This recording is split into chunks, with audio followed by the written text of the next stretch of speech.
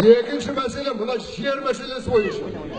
Біз қанша рет айттық, неге осы уақытқа шейін не президент Назарбаев, не оның үкіметі, не жаңа нұротандық парламент осы уақытқа шейін неге ашық бізге айтпайды? Қазақстанның жерінің бір шаршы метрі де ешкімге берілмейді деп неге айтпайды? Неге күмілжиді?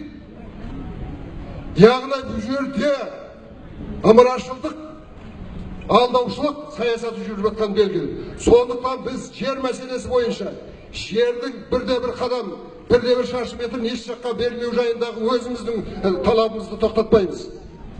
Егер де осы мәселемен халық жиналатын болса, осы мәселемен бір халық көтерілетін болса, сонда ғана тоқтайды.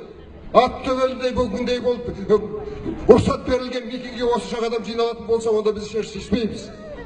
Сондықтан біздің осы уақытқа шейін айтып жүргеніміз халықты ұятуымыз керек. Халыққа баруымыз керек. Оны айта шаршап жүрміз. Бірақ осы уақытқа шейін біз нәтижеге жете алмаймыз. Жете алмай жатқанымыз мына отырған қорқыныш. Қорқыныш не? Ала отырған погондағы жігіттер, ай жерде білектерін сыбанып тұрған омондар, ойбай олар ертең біз соғады. Онсыз болмайды.